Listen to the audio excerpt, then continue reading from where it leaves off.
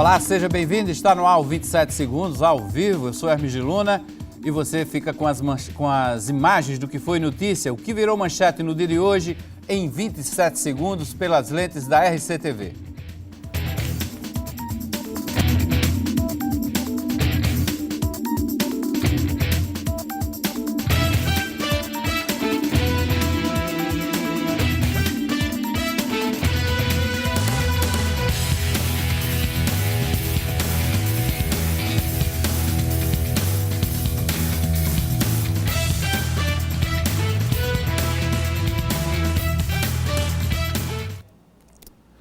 Hoje aqui nos estúdios da RCTV eu recebo o professor e cientista político Luiz Fernando, ele que é professor da Maurício de Nassau.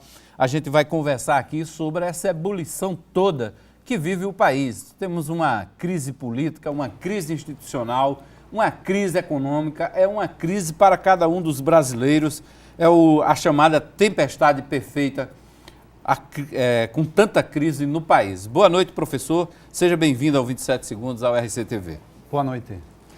Bom, professor, essa crise política, ela deve perdurar por muito tempo ainda? Olha, eu queria só reforçar essa tua fala. A gente poderia acrescentar ainda mais duas crises, né? Nós temos uma crise moral. Sim. E uma crise ética. É verdade, bem lembrado. Nós estamos vivendo um momento sui generis na história do Brasil, né? Um momento totalmente distinto do que a gente já vivenciou, experienciou.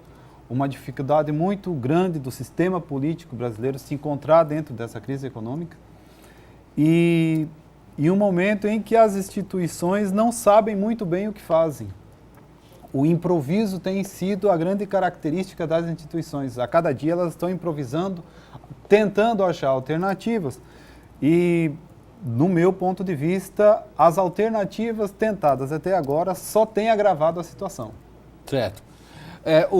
De ontem, aliás, desde o início da semana, a gente convive também com uma série de, podemos dizer, microcrises dentro da própria crise grande institucional que nós estamos vivendo.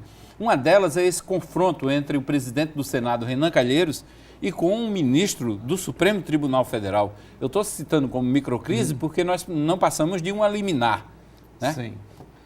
Esse confronto, ele se dá...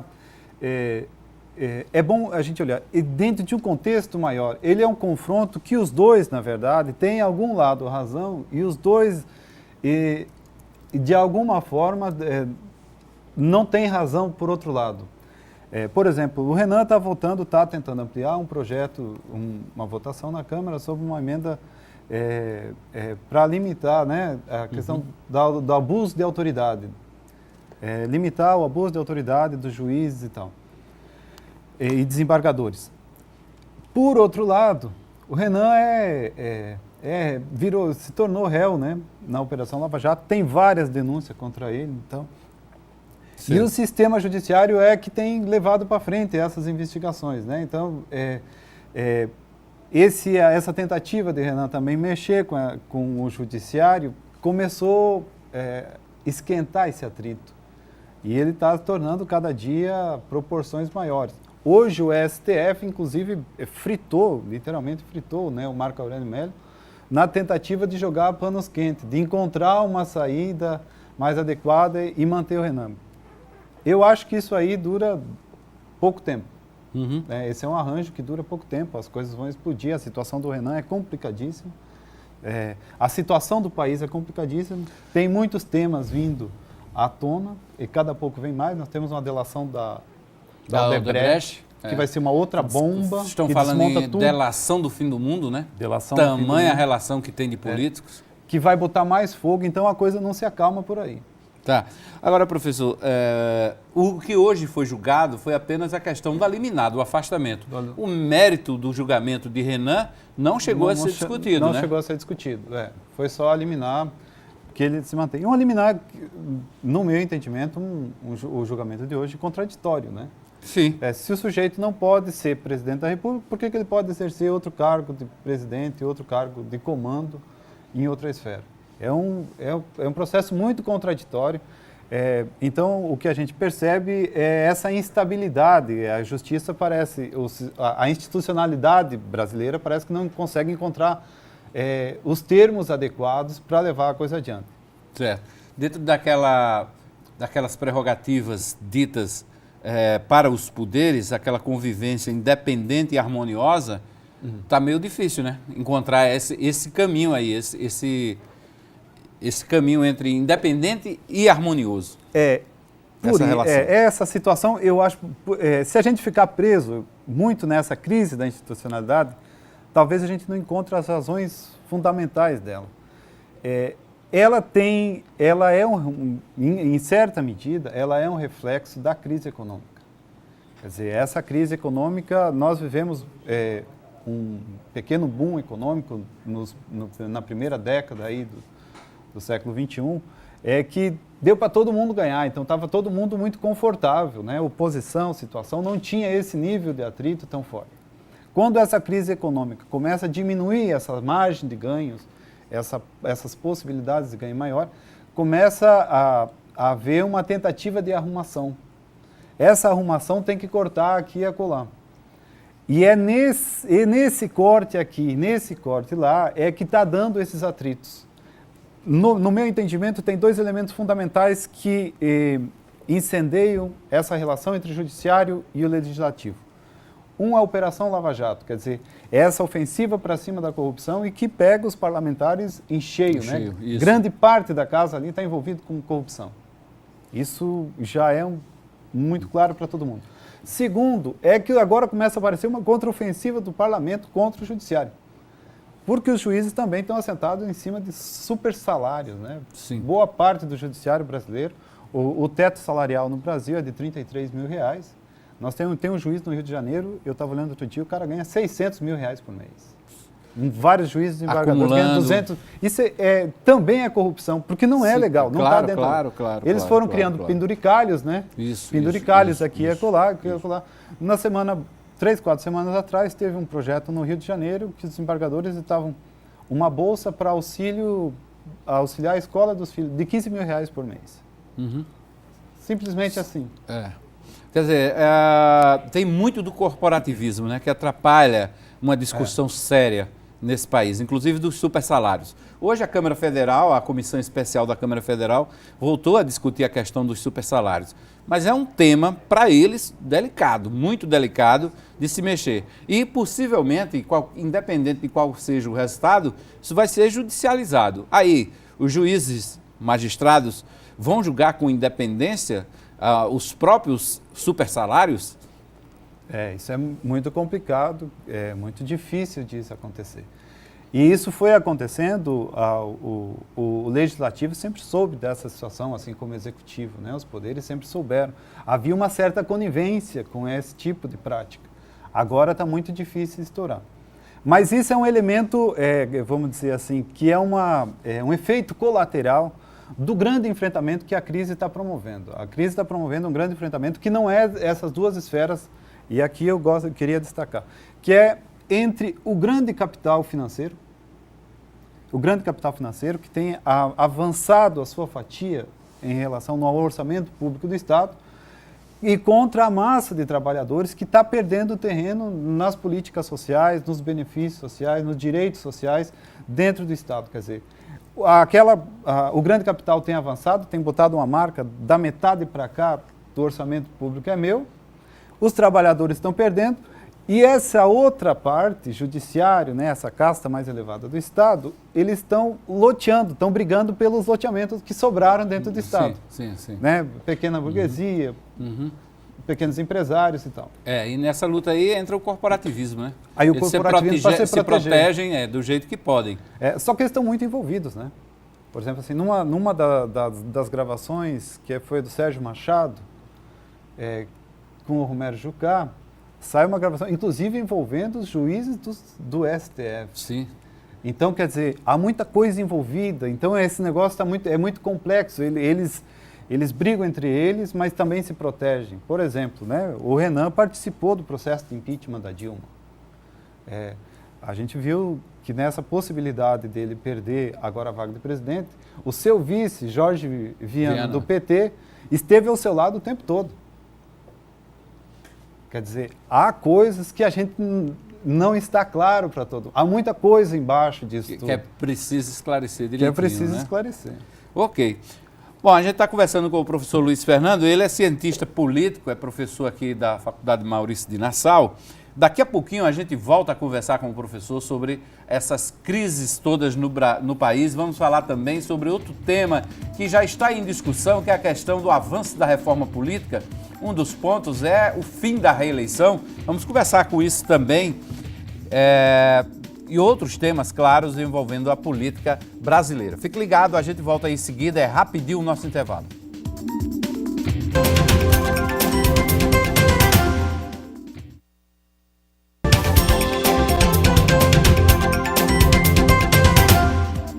De volta com 27 segundos ao vivo, conversando com o cientista político Luiz Fernando.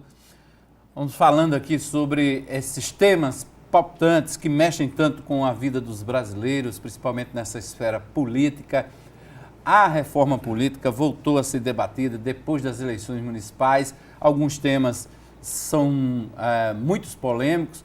Um deles é o fim da reeleição. Tem muita gente que prega o fim da reeleição. Com ela virá também a prorrogação dos mandatos para coincidência das eleições em todos os níveis. Professor Luiz Fernando, fim da reeleição. Será que este Congresso aprova o fim da reeleição? Há um clamor, há um certo clamor, até porque tem muita gente que perde a eleição e se queixa de que a máquina está sendo usada com força. Mas essas mesmas pessoas, esses mesmos políticos, ajudaram lá atrás, ou pelo menos os partidos que eles integram, ajudaram lá atrás a colocar a reeleição na pauta. Na pauta, A reeleição foi um tema que entrou na Constituição brasileira. Teve uma primeira tentativa entre 93 e 94, que não passou. E em 97 houve essa aprovação. Foi um tema polêmico já na época. Sim. Que é acusado de um alto esquema de corrupção, de compra de parlamentares. Falou muito na época de FHC, né? Que de FHC foi o primeiro. Teria comprado. Teve dois deputados do Acre, que eram do DEM, do PFL, na época, que delataram, né, um esquema de corrupção. Recentemente, o Pedro Correia, que foi condenado aí pela Lava Jato, ele também, na sua delação, ele contou o seu histórico de corrupção. Então, ele estava contando que desde 78 ele já está envolvido em corrupção. O esquema mais sombrio que ele viu na vida dele foi essa compra da reeleição pelo Fernando Henrique. Porque havia, na época, uma disputa entre Paulo Maluf e Fernando Henrique. O interessante da questão da reeleição, eu acho que em si ela tem dois pontos, um pró e um contra, que meio se equivalem. O contra é da utilização da máquina em benefício próprio, né? A vantagem de quem tem a máquina pública se torna muito maior do que quem não tem. E isso, os dados dos processos eleitorais meio que comprovaram isso. O elemento a favor é que com 8 anos tem possibilidade de fazer um projeto político de maior envergadura, né? Tu tem tempo de planejar, de testar e de efetivar e de avançar ele no segundo mandato. Então, são esses dois objetivos. Um fato curioso é que as figuras, boa parte das figuras que estavam naquele momento da votação da reeleição, elas estão agora. Por exemplo, Temer era presidente da Casa, do Legislativo. Temer, na época, era presidente do Legislativo. E o PMDB ganhou cargos no governo Fernando Henrique para aprovar a reeleição. Agora, a reeleição é um pedido do PSDB para que o Temer aprove, para que ele também não concorra à reeleição. Só que esse é um tema polêmico dentro do próprio PSDB. Tem uma parte que acha que não. Porque para eles foi um problema. Eles tinham uma ideia inicial que reelegiam o Fernando Henrique, consolidavam o governo deles e conseguiam reeleger o próximo. Só que Lula ganhou e Lula se reelegeu, elegeu a sua sucessora e reelegeu ela de novo. Então criou um lapso aí 13, 14 anos. 14 anos, 13 anos. Então isso deixou meio que abalou. Eu acho que ela não é um grande problema. Nós teria que se controlar a utilização da máquina. Esse é outra coisa. Esse é o grande problema, né? Controle esse é o grande, do porque uso tu cria da uma máquina. falsa solução e o problema continua, a utilização da máquina, porque eu posso usar a máquina para eleger meu sucessor. E nós estamos vendo aí, toda essa operação Lava Jato, e não só a utilização da máquina, mas como Caixa 2, porque as empresas que estão trabalhando para o governo interessam na continuidade daquele projeto. Com certeza, eles já criam uma intimidade. Né? Isso. E essa intimidade, que agora a Operação Lava Jato deixa mais claro, a gente sempre tinha uma intuição que isso ia acontecer, é muito mais uma promiscuidade entre governo e esse setor empresarial, né? Que se assentam, eles decidem, formam cartéis, né? Por exemplo, nas obras da Copa, os caras formavam cartéis para decidir qual estádio, quem ia pegar isso, quem ia pegar aquilo, tudo meio definido. Mas estava quase que explícito, né? A gente já sabia absurdo, que aquilo ali tinha o direcionamento. Isso é um custo, né? Eu acho que é um dos maiores custos que o Estado brasileiro tem para administrar, é sempre ter que pagar, de garantir e ter esses recursos depois na forma de propina ou financiamento de campanha, que não deixa de ser uma propina. Se tu pegava os financiamentos de campanha, na campanha de 2014, tinha empresa que botava 5, 6, 10 milhões em um candidato e botava quase a mesma quantia no outro e quase a mesma quantia no outro. E quando chegava mais perto, que ele via que um ia ganhar, ele aumentava a aposta só para se diferenciar, bancos, empreiteiras e tal. Quer dizer, esse era um esquema corrente. Agora, meio que se eliminou esse financiamento privado de campanha, mas o que se viu na última eleição municipal foi que daí os candidatos que são mais ricos, que têm mais posses, tiveram mais vantagem do que os outros. Quem está no poder também, né? Porque a campanha foi reduzida. Então, quer dizer, o sistema econômico ainda domina a eleição. Ele influencia o voto, né? O voto fica muito vulnerável. A grande massa da população tem muita dificuldade de escolher entre um debate político mais apropriado, porque a envergadura da campanha é que vai decidir quem é que leva. Tá, tem um telespectador aqui no Twitter, está pedindo um abraço aqui para Correntes, tá? E também está falando aqui, perguntando se a Lava Jato terminar, como vamos punir os políticos? Olha, eu acho que a Lava Jato não vai terminar. Ela vai continuar. Mas vai ser muito questionada, né? Ontem, por exemplo, a Folha publicou uma foto de Aécio Neves conversando com Sérgio Moro, foi o suficiente para Lula questionar a parcialidade de Sérgio Moro. De fato, eu acho que a Lava Jato se criou alguns precedentes no Brasil de se fazer as coisas, em função que a corrupção é um escândalo muito grande, meio que se dá uma certa autoridade para se fazer as coisas meio que por fora da lei. Eu acho que a Lava Jato tem que trabalhar mais dentro da lei, né? Mas ela é uma operação muito grande. E se parar agora, como é que ficam todos os processos que estão abertos? Então, aí o escândalo é muito maior se ela parar. Ela vai ter que continuar. Eu acho que ela vai ter que se adequar um pouco mais à lei, rever os processos de julgamento. Há essa acusação de parcialidade. Há várias fotos, eu vi várias, né? Do Aécio, que é um dos políticos mais citados na operação. Em sorrisos, assim, fraterno, íntimo com o Sérgio Moro. Depois com José Serra, aqui na citação da Odebrecht, 23 milhões. Dificilmente você vê o Sérgio Moro sorrindo, né? O cara extremamente fechado, extremamente à vontade, com um cara tão citado, né? E delatado com veemência, E os processos contra o PSDB, nesse sentido, têm ido mais devagar que os processos contra o PT, o PMDB e outros. Nesse sentido, eu acho que tem que ter um maior equilíbrio.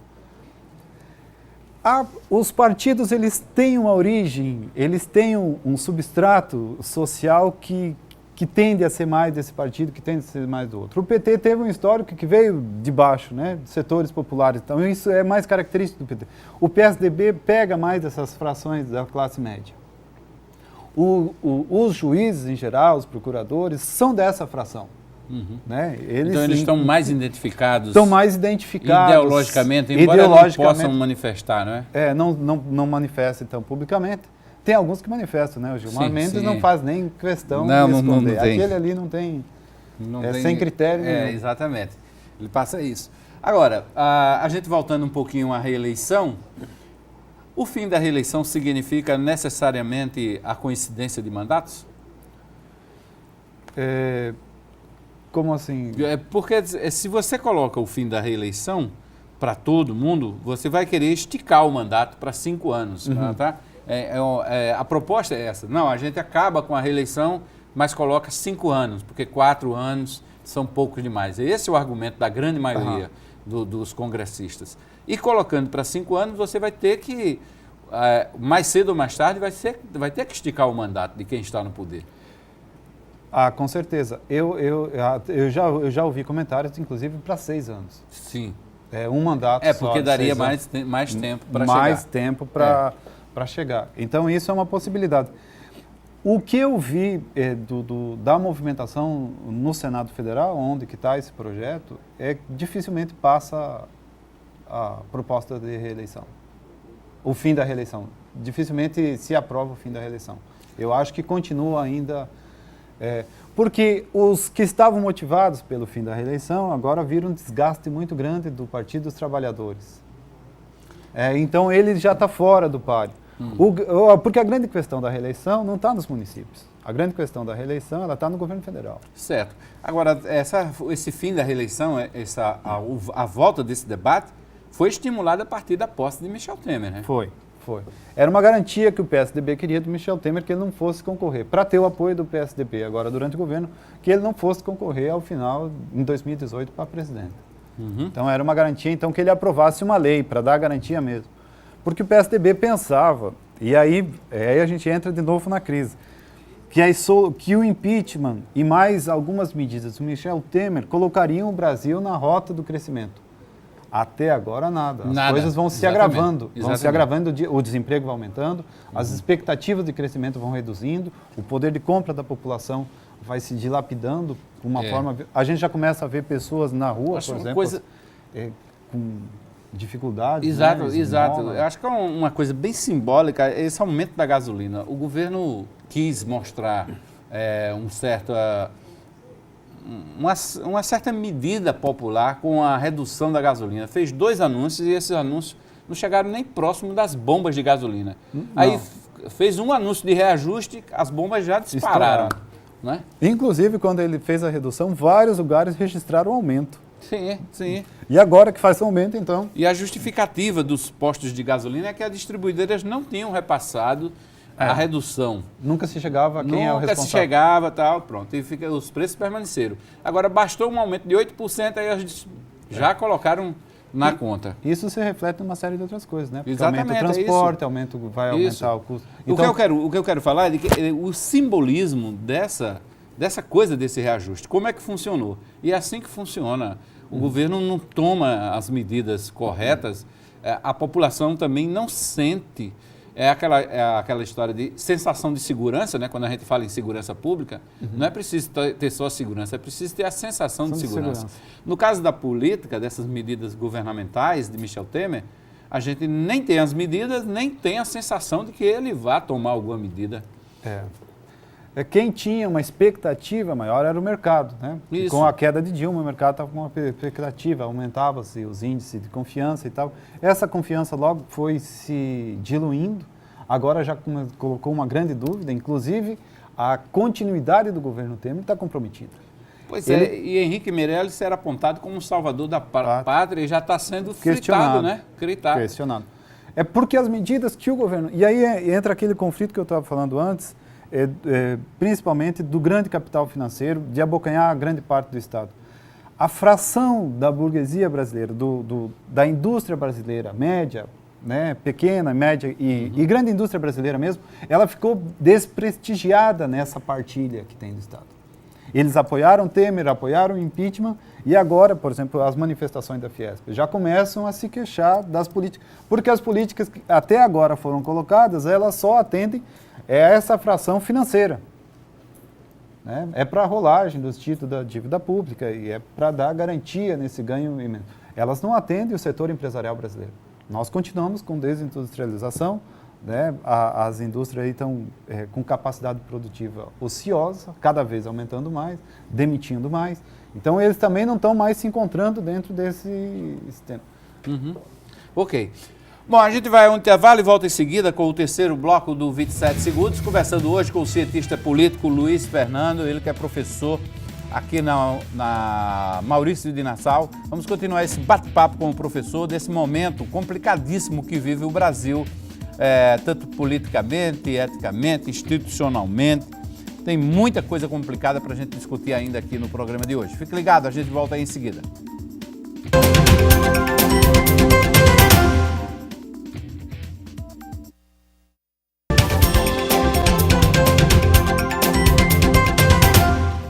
De volta com o 27 Segundos, conversando hoje com o professor Luiz Fernando, cientista político.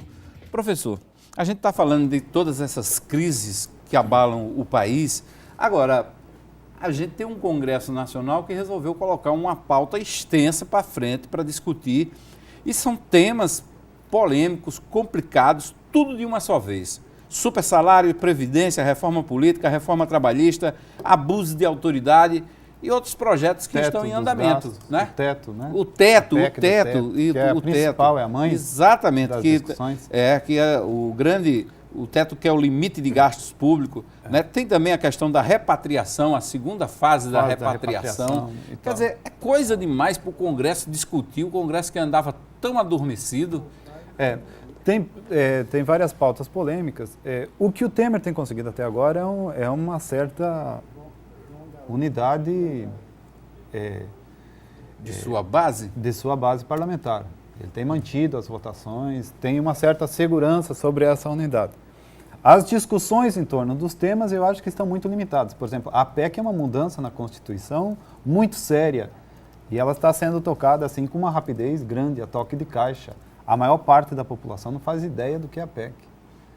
Por exemplo, a PEC se popularizou um pouco a partir das ocupações de escolas que os alunos fizeram e começaram a se debater um pouco contra a PEC. Essa mudança no teto dos gastos é a mãe de todos esses outros projetos que vêm aparecendo. E com ela tem que vir a reforma da Previdência e a reforma trabalhista. Tem sido apontado como a grande salvação da crise brasileira. Eu acho muito complicado.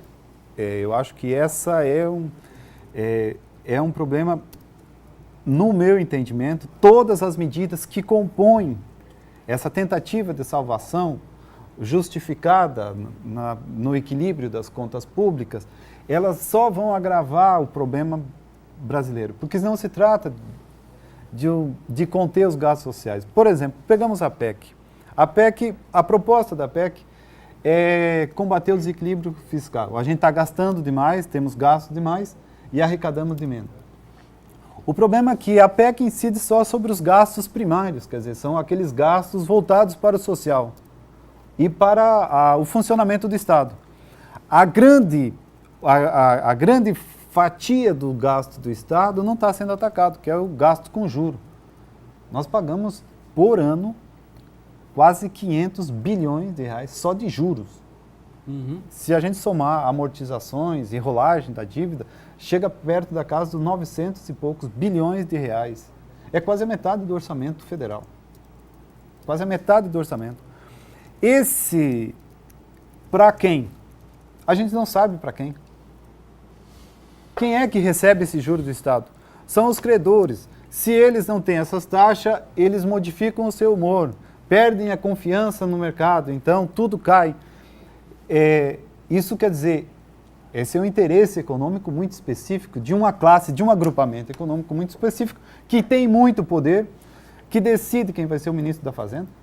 Por exemplo, quando Dilma se elegeu, agora para o segundo mandato, eles tinham um cardápio lá de ministro da Fazenda que seriam apropriados. Tu poderia escolher, mas dentro desse menu que eles ofereceram. Tinha o Trabuco, que acabou vindo o Levi, mas tinha o Meirelles e tinha mais o outro, Nelson Barbosa. Então tinha um menu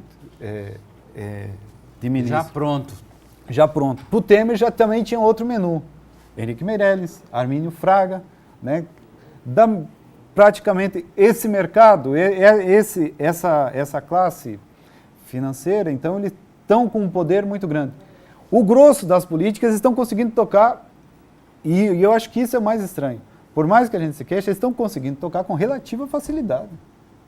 A PEC do teto passou na Câmara com relativa facilidade. 61 votos na base de Temer. No Senado passou com 61 votos e está para ser tocado no dia 13. O pessoal que seria da oposição, por exemplo, o Jorge Viana, que seria contado como membro, agora que teve a possibilidade até de, eu vou interromper a PEC, não, pelo contrário, ele disse que vai continuar a PEC.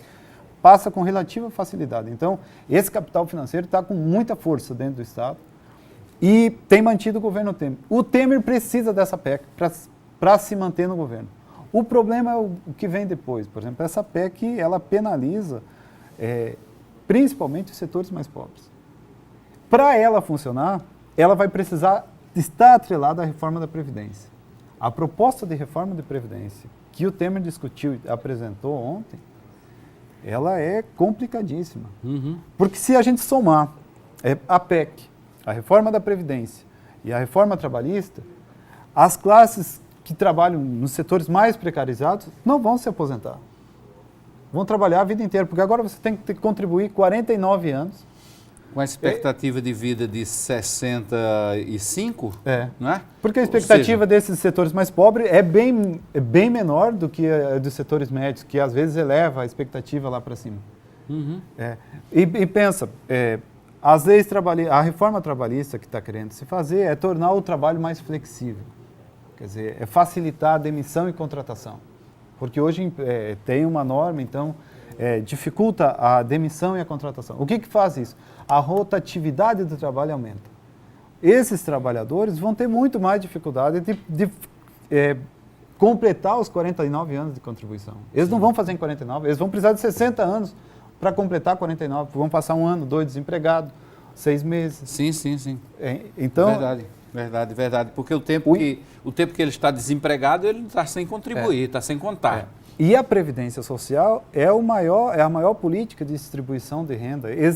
Eu não gosto dessa ideia, é tido como um gasto, como se fosse uma coisa negativa.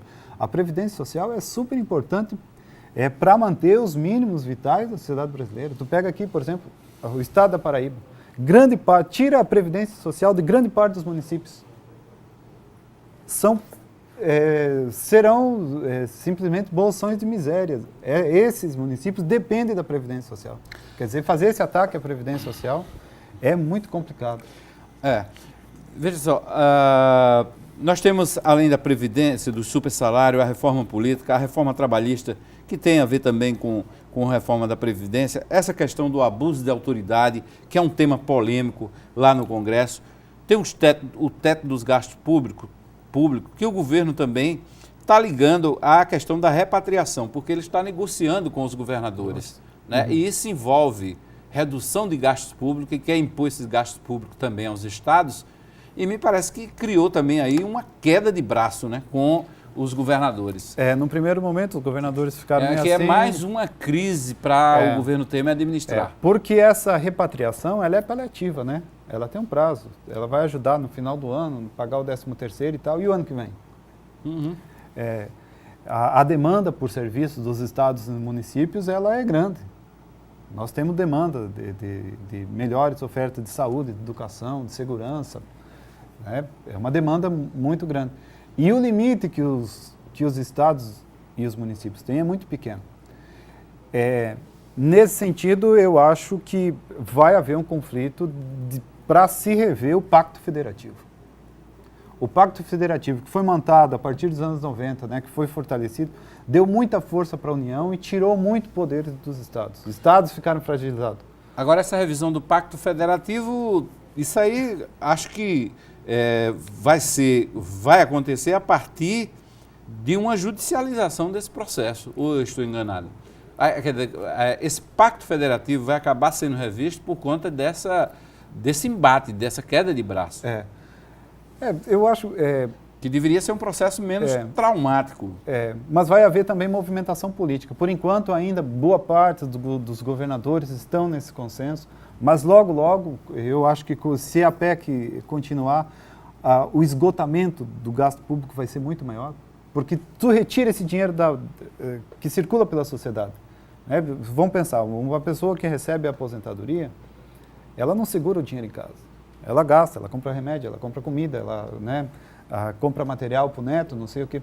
Esse dinheiro circula pela sociedade. Sim, se você vai reduzindo esse poder de compra, você reprime a demanda.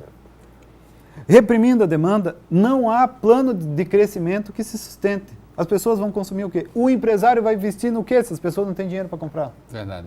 Então, tu cria um círculo vicioso e nós vamos entrar numa recessão profunda, longa. Então, eu acho muito complicado.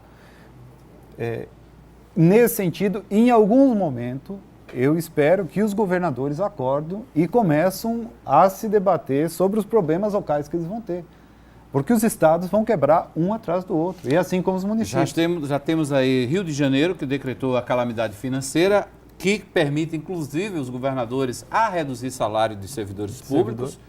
E Minas Gerais está seguindo no mesmo caminho. Esses são dois grandes estados brasileiros. Minas Gerais e Rio Grande do Sul.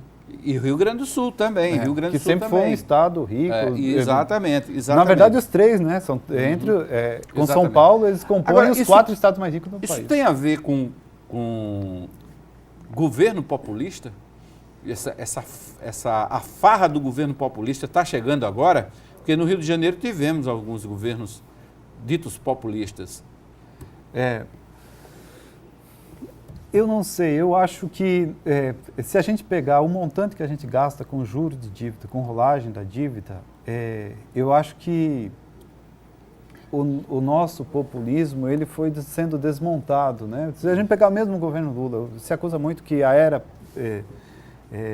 do PT e tal, o governo Lula... Teve muito de populismo. Teve muito gasto, aumentou-se muitos gastos. Se a gente pegar a elevação só do gasto, esse gasto primário, ele aumentou ao longo dos anos entre uma média de 4 e pouco por cento a 6%. Se a gente pegar os gastos gerais, aí o gasto do governo como um todo, aí vai lá para 51%. Ele aumentou nos últimos 8 anos. Enquanto as receitas só aumentaram 14%. Se a gente for equiparar, só o gasto primário, não é o gasto primário que tem dado problema. E, além do que, porque esse gasto retorna, por exemplo, né? O dinheiro que o servidor público ganha, ele compra, ele consome, isso retorna em imposto, quer dizer, esse dinheiro volta para o Estado, aumenta a arrecadação. Agora, de 2014 para cá, que o desemprego tem aumentado, a arrecadação tem diminuído. E tem diminuído porque as pessoas, não circula mais esse dinheiro, então tu vai comprimindo tudo, tu vai aumentando ainda mais, né, essa deficiência. Agora, se tu começa a cortar salário, você complica ainda mais o conjunto da vida e complica a própria arrecadação do Estado. Sim. Então, eu não vejo saída por aí. Nós temos que pensar uma outra saída e pensar que as partes do andar de cima também têm que pagar pela crise. Tá. Eles também têm que ter a sua cota de contribuição. Ok. Professor Luiz Fernando, queria agradecer sua presença aqui no 27 Segundos por essa entrevista. Vamos ter outras oportunidades para a gente voltar a conversar sobre isso, sobre esses temas palpitantes que interessam a todos os brasileiros, todos os paraibanos. Vamos torcer para que a gente consiga encontrar uma luzinha, pequena que seja, lá no final do túnel. Está difícil, mas dá para encontrar.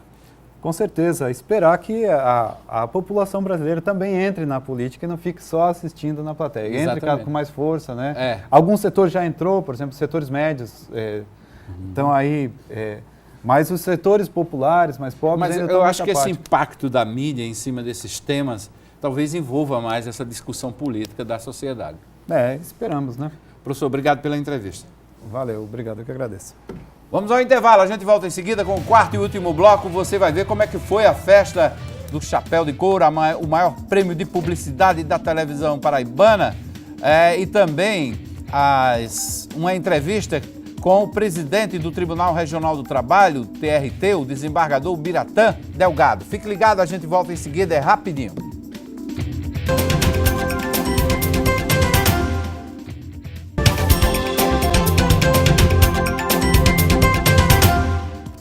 De volta com 27 segundos, nesta quarta-feira, véspera de feriado. Publicitários paraibanos participaram ontem do Prêmio Chapéu de Ouro, o único do estado a reconhecer o trabalho desses profissionais. No evento também foi lançada a nova edição da revista Premium. A 16ª edição do Chapéu de Ouro reuniu mais de 500 pessoas na boate Pink Elefante. O prêmio, criado pelo Sistema Correio, escolhe, através de júri, os melhores trabalhos das agências de publicidade veiculados durante o ano. O Chapéu de Ouro é o único prêmio que contempla a publicidade paraibana em rádio, TV, internet e imprensa. Este ano foram inscritos mais de 150 trabalhos. A festa foi comandada pelos apresentadores da TV Correio, Fernanda Albuquerque e Sérgio Montenegro. Antes da premiação, a diretora executiva do Sistema Correio, Beatriz Ribeiro, e o presidente Roberto Cavalcante deram as boas-vindas e falaram da importância do prêmio, que mesmo com a crise econômica do país, não parou. O ano, quando ele é difícil, ele exige muito mais superação, criatividade, então as agências estão de parabéns, a gente fica muito feliz de ter premiado todas elas, desejar os nossos parabéns, que 2017 seja de muito sucesso, de muita força, de muita coragem, de muita energia. Uma ousadia do Sistema Correio, uma época como essa, nós fazemos uma festa da dimensão que foi feita, eu acho que é sinal de que a melhor forma de enfrentar a crise é acreditar no sucesso, acreditar no talento da nossa equipe. Enquanto alguns acham que premiar as agências é algo supérfluo, nós acreditamos que é fundamental. A gente tem que premiar e estimular os talentos e a criatividade. A gente está muito feliz, né, de ter mais uma vez todo o mercado aqui conosco. Hoje é o único prêmio que existe no mercado da Paraíba e ele precisa realmente acontecer para que ele seja um incentivo ao nosso mercado. O primeiro segmento premiado foi mídia impressa. Na categoria mídia institucional, o primeiro lugar foi para a agência Superliga 66 Comunicação. É um prêmio importante para o mercado, a gente precisa ter esse estímulo, é um estímulo que busca excelência, e toda busca de excelência é importante. Na mídia impressa varejo, a vencedora foi a Sim Comunicação. Na categoria Serviço Público ou Governamental, o primeiro lugar foi também para a Sim Comunicação. É muito bom a gente trabalhar o ano inteiro e poder ser reconhecido pelo nosso trabalho, pela criatividade, pelo trabalho que a gente faz em equipe. Nas peças de rádio, a vencedora na categoria Spot foi a Superliga 66 Comunicação. Na categoria Jingle para rádio, a vencedora foi a agência Tag Zag. Na categoria Internet, o primeiro lugar também foi para a Tag Zag. Na categoria Televisão Institucional, a vencedora foi a OTB Comunicação. É um reconhecimento de uma dedicação, de um trabalho e de amor por o que a gente faz, né? E o Prêmio Chapéu de Ouro está de parabéns de proporcionar isso à publicidade paraibana. Na categoria Televisão Varejo, o primeiro lugar foi para a Tag Zag. Na categoria Televisão Serviço Público ou Governamental, a vencedora foi a Sim Comunicação. As peças publicitárias que obtiveram as melhores notas em rádio, TV e mídia impressa também foram premiadas. Na mídia impressa, o Grand Prix foi para a Superliga 66 Comunicação. Na categoria televisão, o Grand Prix ficou com a Sim Comunicação. E na categoria rádio, o prêmio foi para a Tag Zag. A gente está muito feliz. Foram 3 primeiros lugares: TV, jornal, rádio, internet, né? E o Grand Prix de internet, para a gente foi muito legal. Além de contemplar as agências, o Sistema Correio fez a premiação dos alunos do curso de Publicidade do IESP em 2 categorias. Durante a festa, também foi lançado um anuário com todas as peças finalistas e premiadas do Chapéu de Ouro.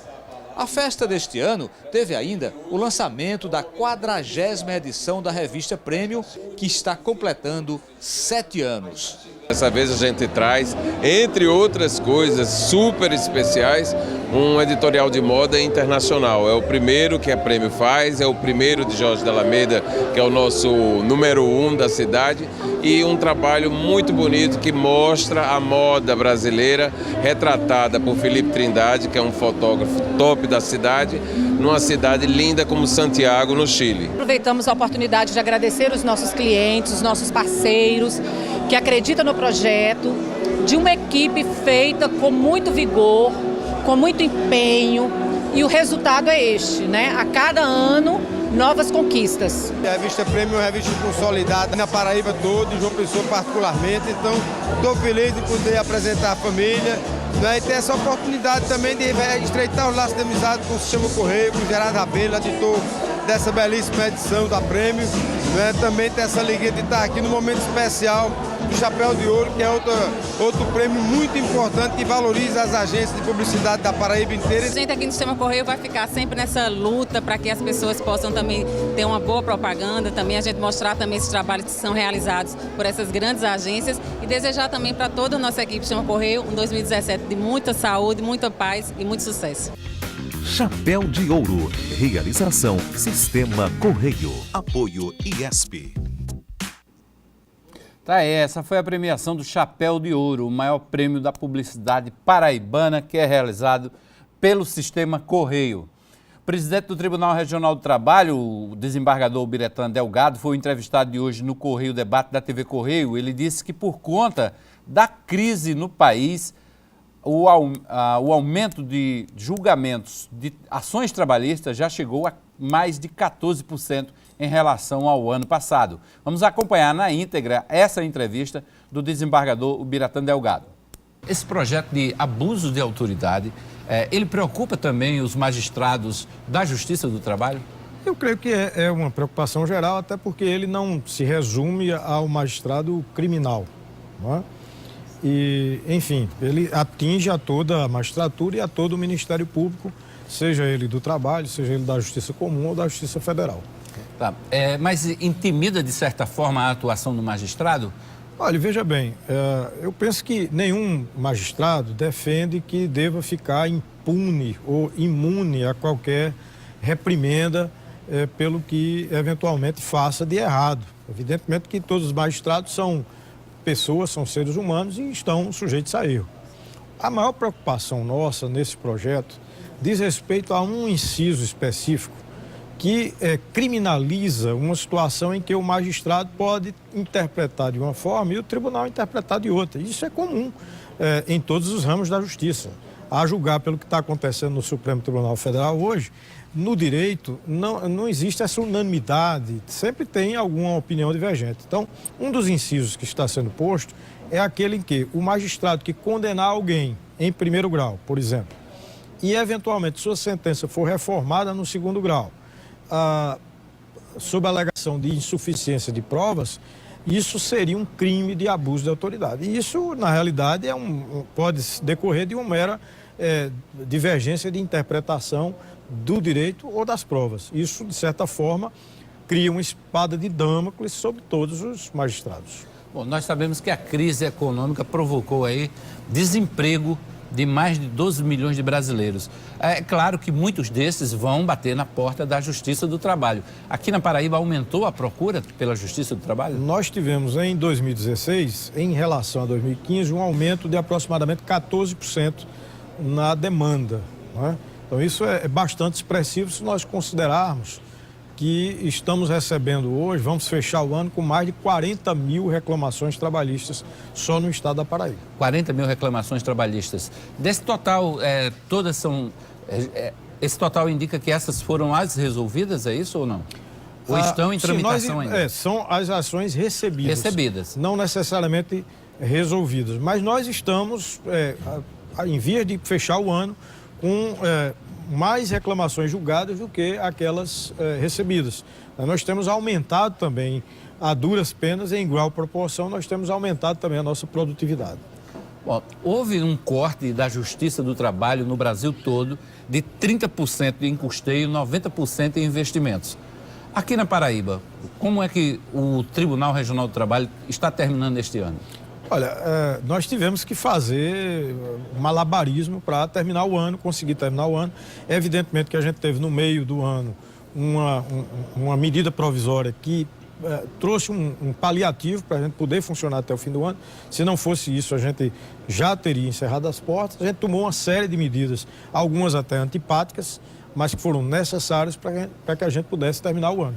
Nossa preocupação hoje é com o investimento, que foi cortado em 90%, e uma justiça que é 100% eletrônica precisa de investimentos, por exemplo, em informática. Se nós permanecermos com o mesmo parque informático por 3 anos, nós estaremos completamente obsoletos. Tá. Teve algum serviço, alguma obra que foi prejudicada? Olha, a obra do Fórum de João Pessoa, que aliás é a única capital, a única sede de vara do trabalho que não funciona em prédio próprio, existe uma obra na estrada de Cabedelo que teve um corte de 92% no seu orçamento. Então praticamente parou. A gente conseguiu, com muita criatividade, não parar. Evidentemente que a gente teve que fazer uma repactuação quanto ao cronograma físico-financeiro. A gente está terminando hoje o pastilhamento dessa obra por fora, mas a gente já deveria estar com 80% pronto, ou mais do que isso.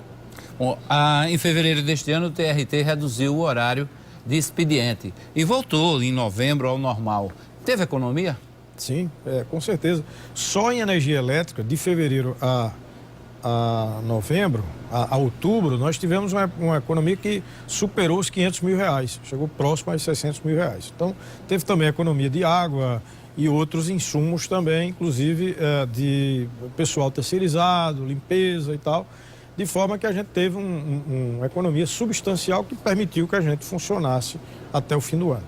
Desembargador, o rótulo de que a Justiça do Trabalho só protege o trabalhador ainda continua persistindo? Olha, infelizmente no imaginário de muita gente isso existe, né? Lógico que isso é um mito, né? A Justiça do Trabalho, estatisticamente, se você for pegar a estatística, vai ver que tanto julga causas improcedentes, ou seja, sem nenhum direito reconhecido ao trabalhador, como procedentes. Mas, curiosamente, o número de causas improcedentes, ou seja, aquelas causas que o trabalhador não tem ganho de causa, são até maiores, esse número é maior do que aqueles que são procedentes. Então, eu não vejo por que esse ranço que se tem em relação à Justiça do Trabalho. Recentemente, o senhor disse que está na cultura, na mente do popular, na cultura popular, mas recentemente o ministro Gilmar Mendes chegou a dizer que há uma hiperproteção aos direitos do trabalhador. Como é que o senhor vê esse entendimento? Acho que a gente tem que separar as coisas. Em primeiro lugar, a proteção dada pela lei. Isso é uma coisa. Outra coisa é a proteção dada pela justiça. A lei em si, o direito do trabalho existe porque se reconhece que há uma parte mais fraca e uma parte mais forte. Então você tem que equilibrar isso aí. Isso é a mesma coisa com o direito do consumidor, com o direito tributário, enfim. Os direitos especiais existem justamente para proteger uma das partes que seriam mais fracas. Mas a justiça não tem nada a ver com isso. A justiça tem que julgar, o juiz tem que julgar de forma equidistante. Acho que o ministro Gilmar Mendes foi infeliz na sua afirmação. Ele que é uma pessoa muito polêmica e muitas vezes diz as coisas sem pensar direito, né? Depois ele até se desculpou, mas enfim, talvez ele tenha dito no momento aí de pouca felicidade.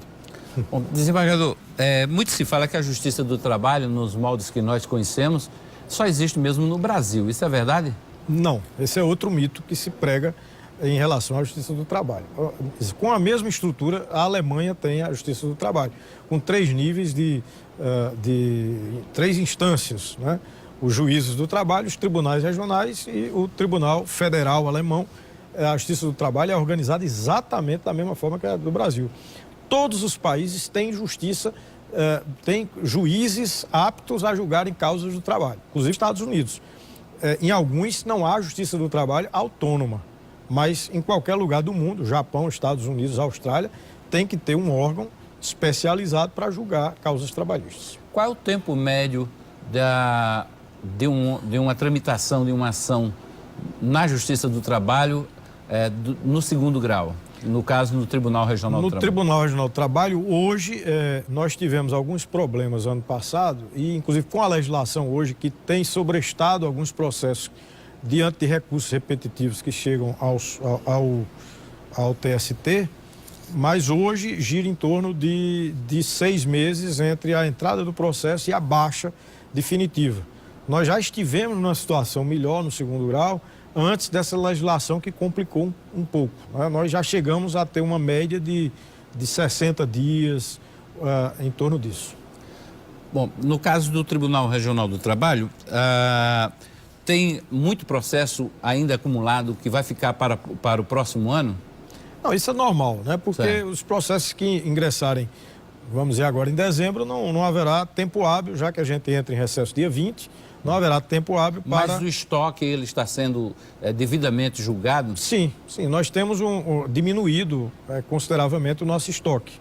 A julgar por esse ano, nós não fechamos ainda essa meta, mas nós estávamos até fim de outubro, pelo menos em primeiro grau, um pouco acima, algo em torno de 102% do que se entrou, se julgou. Quer dizer, nós estamos julgando mais do que está entrando, dando vazão àquele estoque que sempre é natural que fique. Bom, está sendo também em tramitação uma proposta de terceirização de todos os serviços.